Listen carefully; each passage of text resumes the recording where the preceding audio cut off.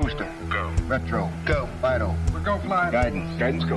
Launch control, this is Houston. We are go for launch. I feel the need for speed. You gotta ask yourself a question. Do I feel lucky? Well, do you, punk? Join us or die.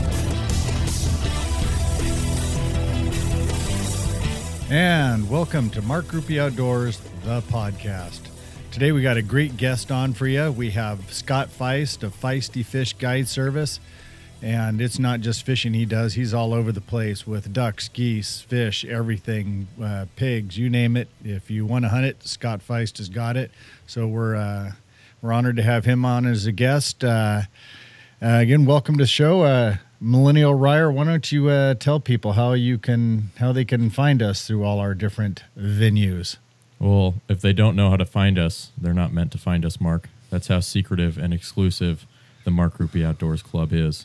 You have to know somebody who knows somebody, and you have to have the secret knock, and you also have to bring us gifts, jerky, coffee, beer, things like that. None of which has happened yet. So as soon as we get our first follower, I'm sure he'll have that for us.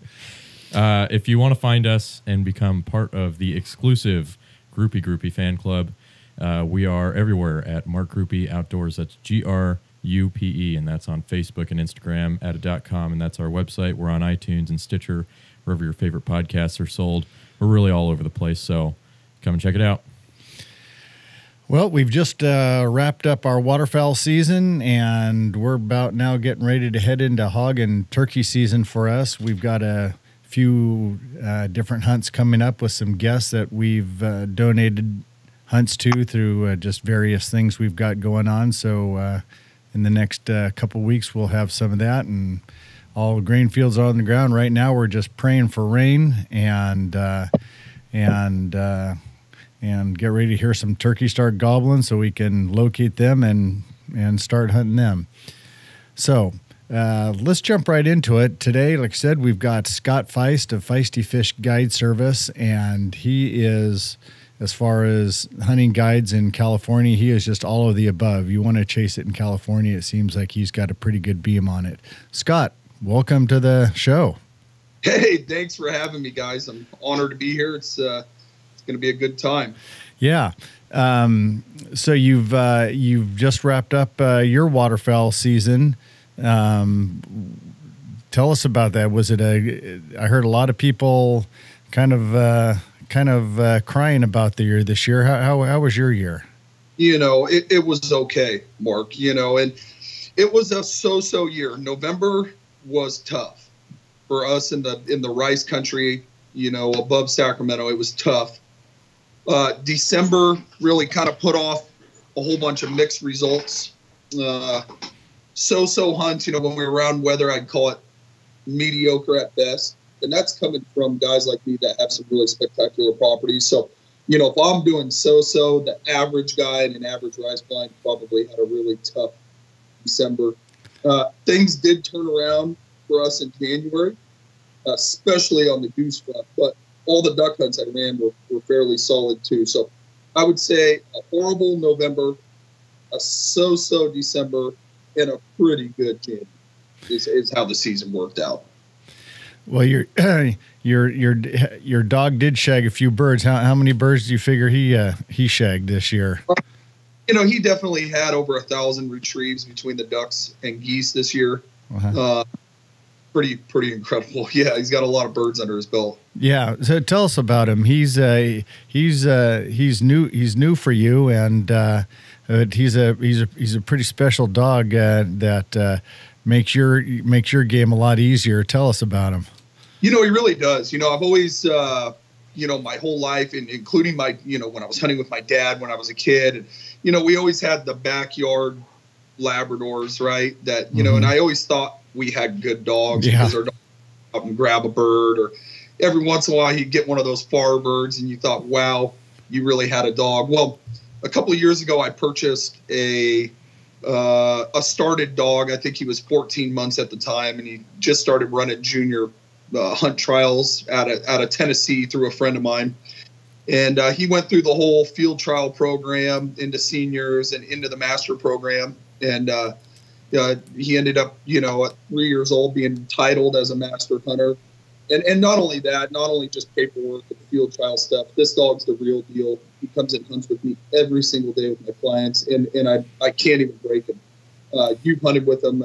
Some of the listeners probably have hunted with Stryker, and let me tell you, he's very special. When you have a dog of that caliber, when you have a master hunter, Labrador, and they really are that birdie, and to be able to get those 800-yard blind retrieves, it's special. It saves my legs. It saves birds. It's just an amazing thing, and what a treat it was, especially this year being the Stryker for the full waterfowl season was just, I can't wait till the next one. So tell us, along with the knowledge that he's gotten in his training over the couple of years, tell us what you've had to do to, I guess, basically be at his level to get the most out of him. Have you worked with his trainer? What have you done? Absolutely, yeah. So my dog was trained by a guy named J. Paul Jackson. He's in the outdoor industry, and he was the host of a TV show called Drake's Migration Nation on the Sportsman's Channel, which a couple episodes with him over the years. But long story short, he got into the TV industry through being a kind of a world-renowned field trial dog trainer.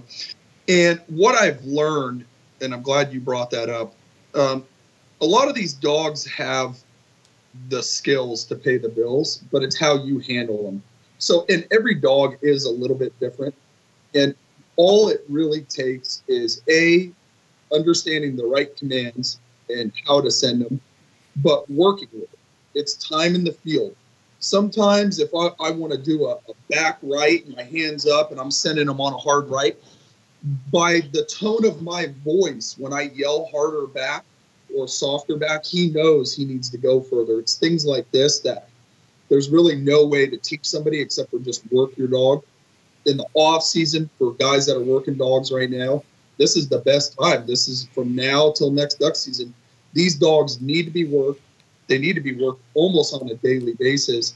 And as much for the dog, it's for you.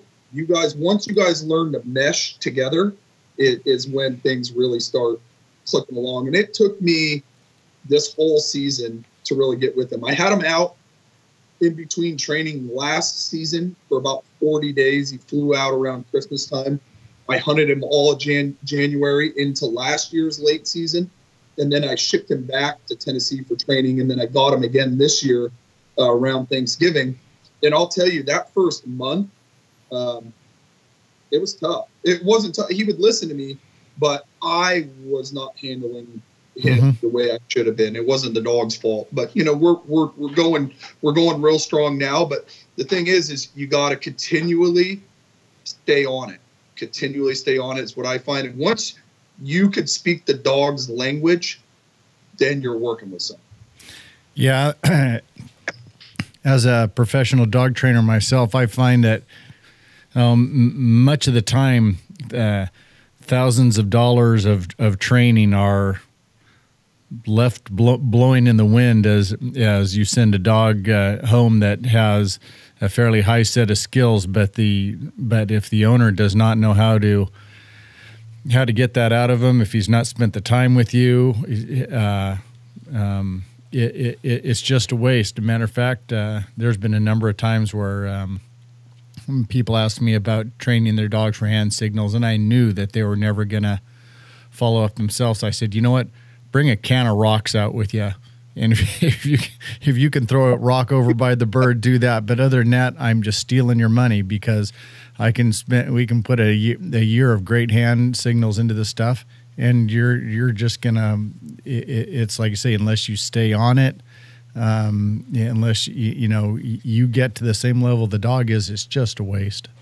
Absolutely, yeah, it is, and it's a lot of work, as you know, as being a dog trainer. There's a lot of work. It's a lot of work to get a dog to that level, and it's a lot of money. Yep. And let it diminish is just a waste of time. So, and what I tend to find, which is kind of hard to describe, and you will be very in tune with this, is not all Labradors are the same. Okay. My dog looks like a Labrador. He is a Labrador. He eats like a Labrador. But Striker is not a curl up on the couch kind of dog. He's a working dog. He lives in a kennel. I mean, do we go play? Does he swim in the river? Sure. But he's not curled up in the bed at night. This dog has been, since he was born, all the way till now, either running field trials, training with the trainer every day, work, and that's what he knows. And to keep him polished, you got to continually work on him. Yep, that's so true. And then another thing that you said is really true. A lot of us, when we've had a dog in our vest, I mean, some of us have been blessed either with buying a good dog or training a good dog, and we really know what it is. But a lot of people do not know what it's like to truly have to hunt under a special dog, and it spoils you. Big time. Yeah. Big time. So on your waterfowl, how many different properties do you hunt? Well, ducks, I typically have 3 or 4 duck blinds, placed in different areas of the valley, depending on kind of what's going on, where the birds are. As far as goose ground, I have over 10,000 acres of dry ground to hunt in various places. So I keep a lot of those grounds on limbo, just depending on where the birds are. We move around to them. I have properties that definitely produce every year. I have thousands of acres that I didn't shoot one goose hunt on this year, maybe because my other properties had more birds, or, I mean, to be honest, I maybe didn't even have the time to go scout every bit of property because I have so much ground in so many different areas to hunt. But that's the key with the goose stuff. I don't like to overpressure them too hard. I like to hit them, shut it down for a time, and then hit them again is kind of my strategy. Okay. Your decoy spread for on your duck spots. How many decoys do you have out, and what composition are they? I mean, mallard, pintail, widgeon. What's your makeup there? Yeah, as far as rice blind stuff goes, I like a mixed bag of everything. I have teal, widgeon. I love spoony decoys because there's a whole bunch of white on them. A lot of white, huh? It's all more of a numbers game for me. I typically kind of set my decoy spread depending on the area I'm hunting. So if I'm hunting in an area that there tends to be a lot more blinds, I want to stand out. Your average guy is going to have 1 to 2 dozen speck floaters, maybe a dozen snow floaters, and 300 duck decoys. I would put that across the board. That's about an average through the whole valley. In a spot like that, I would throw out 1,500 duck decoys and just make mine the sanctuary. Uh-huh. Now, in areas, I'm fortunate enough to have some big leases in some areas that I don't deal with pressure. I don't have other hunters directly on top of me, let alone even on the same property. On those blinds, a lot of times I will only run 300-400 decoys, 200 decoys. It just depends, and more strategically, kind of place them out. Every blind's kind of, got its unique characteristics as far as how decoys should be set. But I will tell you, typically, the more the merrier, especially the first half of the season. Sometimes when I run those jumbo spreads of 1,500 or 2,000 duck decoys, the birds in January sometimes will get a little wary of how big the spreads are. But all in all, a lot of times numbers over quality and quantity kind of tend to be the ticket for me, especially when I'm in a pressured area. Okay. On your hunts, are you the only one that calls, or do you let other hunters call? What's your deal there? I'd love other guys to help call. Uh-huh. I don't like other guys that can't call. So I usually have this rule of thumb, and I've had guys that could blow a duck call and a goose call way better than I even can. I'm a meat hunter. I'm not a competition caller. I get the job done. It pays the bills.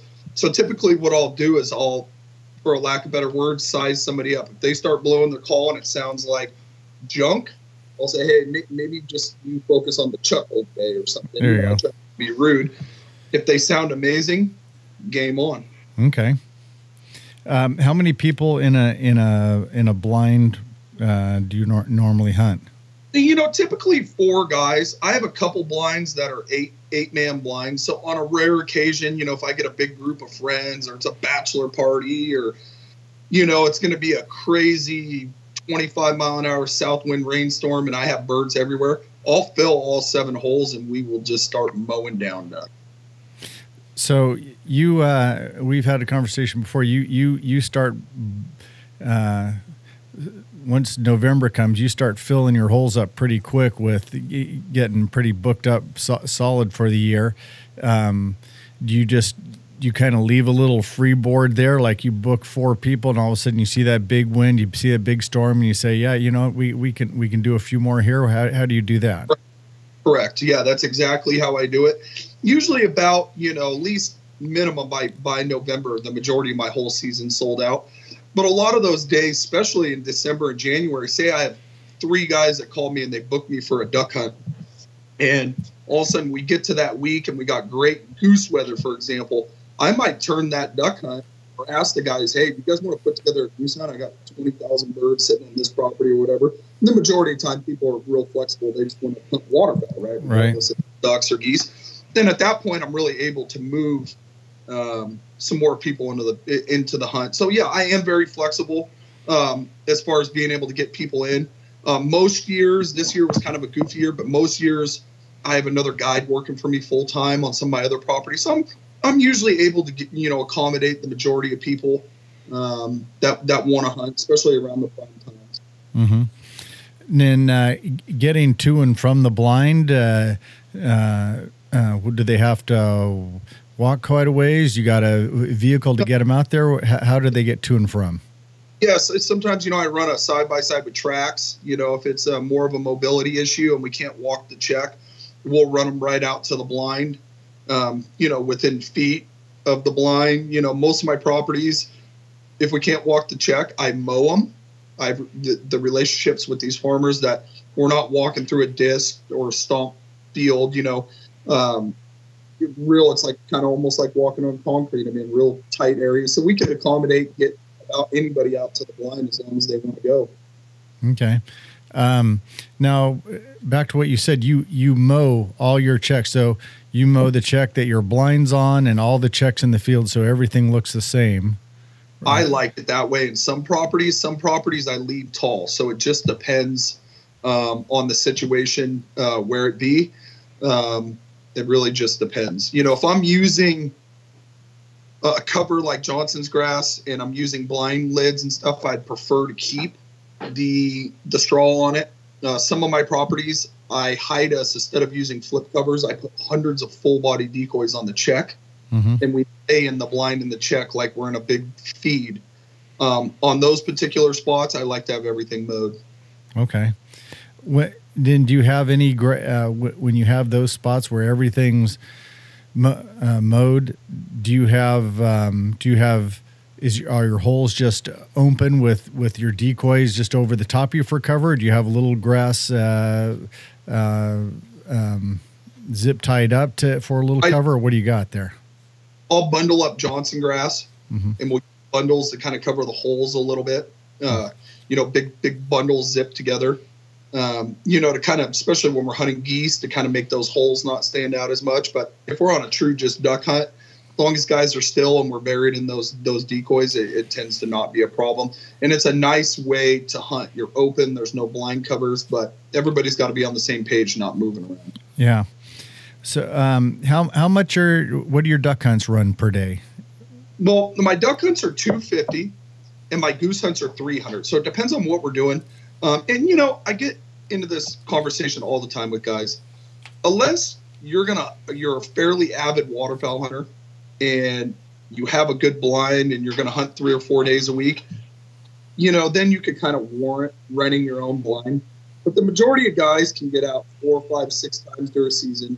They want to hunt some premium weather. And, going with a guy like me ends up being actually quite a bit cheaper than having your own spot.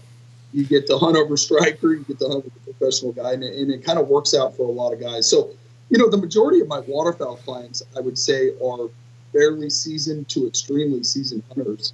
Unlike my fishing side, I kind of have a variety of those, but a lot of my fishing clients are brand new people or don't know how to go out and catch them. The majority of my waterfowl guys are hunters, but they just, they use a couple different guides, go out on a dozen hunts a year. And at the end of the day, there's no decoys, there's no picking up, there's no brush and blinds. At the end of the day, you grab your strap of birds and you head home. Yeah. So I was, you said that for me and probably said it better than I would, but for all you out there, doing the math right now in your head, you think about it. If you hunted once a week, so maybe that's 12 times a year, and you book Scott. You could do that cheaper than you can renting your own rice ground, buying your decoys, spending your time going out, fixing up your blind, everything. And that's if you hunted that many times. If you only hunt a half a dozen times a year and you want things to go right for you, want things set up, you don't want the hassles and stuff, you're far better off jumping in with a guy like Scott and having all that overhead taken care of, and you hit the ground running, have a great shoot, and go home and don't worry about it again till you show up at his place next time. Correct. Yeah. And with the duck stuff too, I got a nice system. I offer a lodge at my house, so I can sleep 6 guys. A lot of times this is kind of home base. I live in Yuba City. We hunt different properties around here, so it's a nice setup for guys. Okay. So now that waterfowl's pretty wrapped up, we're on to striped bass, right? Correct. And that when will you start in earnest on that? This next couple weeks is just kind of like seminars, and I got a lot of stuff going on. I'm going to start right after the Sacramento Boat Show, and I believe I'm going to move down to the Delta. This year I'm going to focus my energy on the striped bass around the Rio Vista, Isleton area. And I'm going to move down there around, I think it's the 11th of March, and I start running orders the middle of March. Okay. Where will you meet people for that? Most of the time we'll meet at Vieira's, which is in Isleton. Okay. That's where I stay during that time of year.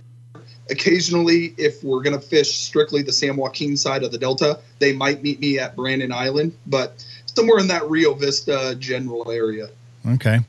And what are the indicators for you that things are going to, other than hearing reports from other people, but is there a time of year thing? Is there a water temperature thing? Is there a type, when do all of a sudden you get that time where you feel you're starting to be consistent for people? Well, it's all the above. I mean, the stripers always come every spring into our system out of the salt. I've done this long enough. I know when we're in more of a low water year, like we are right now. Mm-hmm. Okay. And I was running skinny. There is no water in the Feather River because we drained Oroville to fix the dam. Lack of rains. I know we have, a little set of storms coming in, and there's some low pressure sitting over us now, but I can't see it being enough. It would have to rain every day from now to the end of March, really, to warrant a season probably to fish up where I live, up high system. So I know the striped bass are going to invade the Delta, and they already have started. I've gotten reports. I mean, a guy can go out and do okay now, but over the next couple weeks, especially if we do get this rain showers, a little push of fresh water coming down will move all those stripers into the Delta. And I know from doing it year in and year out, really I could probably start guiding next week, really, but I got enough things going on. I'll let the season develop a little bit more. And, ideally I'll probably be down there the second half of March, all of April, and probably pretty far deep into May chasing striped bass in that country. And what do you use mostly? Are you a live bait drifter, or are you a troller? What do you like to? I cater to my clients as well. Because I have so many different guys. But typically, when I'm in the Delta, I prefer to troll and cast. Cast soft baits, swim baits, rattle traps, different things like that. And we do a lot of trolling. Sometimes I do fish quite a bit of live bait, but typically I won't start fishing live bait in the Delta till way later in the season. The majority of our days will be taking place, just trolling and, and casting, maybe some jigging. I mean, I do it all down there. How many people can you fish at a time? I run a 6-pack boat, so I have a 26-foot boat. I take 6 guys. Typically, my party group size is anywhere between 4 and 6. Mm-hmm. More the merrier. It's a fun day. Striped bass offers a lot of action. So a lot of times I get guys go, well, do I really want to bring 6? It's more fish you guys get to keep for a good fish fry, but it's just a fun time. More rods out, 6 guys comfortably. I mean, my boat was built to fish 6 guys extremely comfortable. Now you supply all the rods and everything? Yeah, everything. It's a full service deal. So I provide all the rods, bait, tackle. I even clean and process the fish at the end of the trip. Okay. Oh, that's cool. How do you, if you're trolling, you got 6 people, do you got like some people straight off the back, some people a little off the back, some people way out to the side? How does that work? Correct. Exactly. Like you said. And I run line counter reels. So everybody's got kind of a set distance, and it's fairly easy to learn. We set a process, who reels in first, and how far you set your lure out, and you set it in the rod holder and wait for it to double over. So that process you're talking about, you have that process, whether it's waterfowl, it's fishing, everything, keeping all your hunters and fishermen organized, kind of like herding cats sometimes, and some of us don't listen too well. But you really have to, you really do have to have a process to keep everyone happy and safe. Yeah, no, it is, and I take a lot of pride in making things real smooth, and that's what you're paying me for. Yeah. On that same note, Mark, if we could just go back to the waterfowl for just a second. On the couple of hunts that I went and filmed with you, before the hunts, you laid down a couple of ground rules. And I just wanted to get those rules and maybe your reasoning for those rules here on the podcast, because it definitely seemed like that really helped with a lot of the safety things. So I think it might be good for people to hear and maybe implement into their own hunting. Yeah, it's just the difference I get asked all the time. The difference obviously between fishing and hunting, and especially with guns, right? If I get a fishing hook in my arm, it hurts. If I get my arm shot, I lose it, right? Or worse. So, when it comes to hunting, I don't really have any gray area. This is a real black and white kind of situation. So, especially with goose hunting and excitement, and guys are laying on their backs the majority of the time, I always go over some safety procedures in the morning. And the number one thing is really just always knowing where your gun barrel is. After you shoot, I always love gun barrel straight up in the air. I don't like guys reloading guns until everybody's back in the blind, just in case there was a malfunction, a finger hit a trigger, whatever could happen. It's just safety.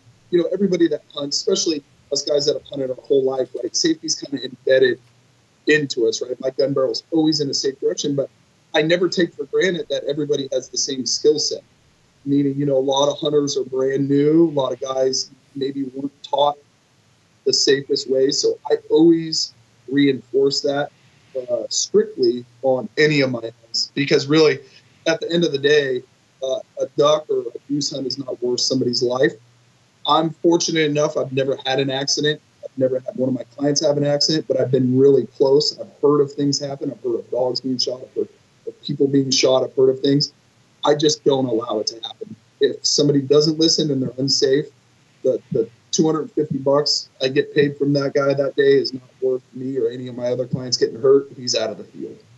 Yeah, as a person who has been shot pretty good during a hunting accident and had a good chunk taken out of my arm, I can tell you, I'll have to send you a picture of that, but it's pretty gnarly. It's not a good deal, and it's hard on you. It's hard on your family. It's hard on the person that shot you, because I think I'd rather be me than the person that shot me, because that person's, he's still kind of messed up in the head over the whole thing. Oh boy, yeah. So there's no gray area with it. Yeah. So one thing you mentioned, you talked about the weather this year, because of the lack of rain this year. That's why you're down. That's why you're down farther. I mean, last year at this time we had so much water coming. The fish, is it the fish are not up as far because there's not as much water, or you just can't fish because the water is so low? The fish come up, when you come to striped bass, they invade and push up the rivers on high water to spawn. If there isn't the high water, they're going to mock spawn in the delta, so they're going to stay down lower. It's just, high water, the fish move higher up the system. Lower water, they stay lower in the system. Okay. Now, mock spawn, you mean as they go through the motions, but they don't actually spawn down in the delta? They're going to spawn, but the majority of the eggs so stripers surface spawn, and it takes a while for the egg to develop, and the majority of those will be washed down into a brackish saltwater, and those eggs will not survive. So on years like last year when we have real high water, the majority of all those stripers that spawned upriver, it would be a very successful hatch of striped bass. When we're in these drought years, when they spawn lower in the system, they're spawning the majority of the time is unsuccessful. They still spawn, they'll still do it, but the eggs will not live. So tell me about it. Now, largemouth bass, they go and they dig a nest, and the female lays down her eggs, and the males fertilize them. So how did the stripers do it differently? So it's like a big orgy. It's a group. So a female will rise up to the top edge of the water, and the majority of the males will bump her stomach and slap her and beat her eggs out of her. And as the eggs are floating like right below the surface, all the males will inseminate those eggs in just like a big white milk cloud. So it's kind of an interesting process. They're surface spawners. Huh. Wow. So it's just like download floating everywhere down the river, huh? Like a giant crime scene. Big fish orgy. I'll be dang. So when will you wrap up your stripers, and will you do salmon at all, or is salmon just an incidental thing that if you get when you're stripers, or what do you do there? Well, salmon season will be closed then, so even if you catch one, you got to release it. Our salmon season typically doesn't open until July 16th. So, no, and as far as I'll fish for striped bass is just all depending on the bite. How long it lasts. Typically, I could do fairly well all the way through May, some years into June. But I'm like I said, my plan right now is to fish second half of March, all April and May in the Delta. Okay. And then after that, you even go chase some wild hogs, right? Yep. We're running around some hills. I got a couple great new properties outside of Red Bluff this year, holding a lot of hogs. My partner actually was out there yesterday checking trail cameras. The whole ranch is inundated in pigs right now. So nice. We're offering quite a few hunts, during the summertime, and then kind of waiting that salmon season opener on the July 16th. Okay. And then, so where will you go? Where will you go for the salmon? It just depends. Where they are, huh? Yeah, it's so far out, it's too hard to say what river will have water then and what's going on. But most likely, it will be a Sacramento River fishery somewhere from Chico north. Oh, okay. Up that far then. Yep. Okay. All right. Well, Scott, if people want to find you and get a hold of you, what's the best way for people to do that? Well, there's multiple ways. Social media is obviously the king, so Feisty Fish Guide Service on Facebook, and that's Feisty Fish Guide Service. You can also get me on my website at feistyfish.net, or my cell phone, area code 530-822-6314. And we'll have that up for everybody to see. Hey, Scott, one more thing. You're a high energy guy, and I hunted with you at the end of the season, and it seemed like you have as much fire in your belly at the end of the season that you do in the beginning of the season. Is that just how you are, or is that just how you just have to make yourself be if you're going to be in this business? Because it's a grind for sure. There's just no letting up. You got to make hay when the sun shines, or whatever. But what is that about you that fire comes from? That's just the love for what we're doing. I love goose hunting. I'm having just as good of a time as you guys are. And yeah, I'm tired. I've been, guiding waterfowl for 80 days in a row, up at 3 in the morning every single day. But especially when it comes to goose hunting, I have that fire in my belly for it. It's just such a true love of mine. And really the last day, I'm just as excited as the first day. I mean, I love the stuff. Yeah, you are. And that's what I've really enjoyed spending time with you, is your passion and enthusiasm that you give the first person and the last person. So thank you very much for coming on the show today. You've been a great guest, pleasure to have, and we can't wait to spend some time with you on the water this year. Oh, I can't wait for it too. We're going to go out and we'll shoot a striped bass short film or something for the listeners, and I'm sure you guys will throw a link up there for Mark Groupie Outdoors. Yep, we'll have all of that. Scott, thank you so much. It's been a pleasure to have you.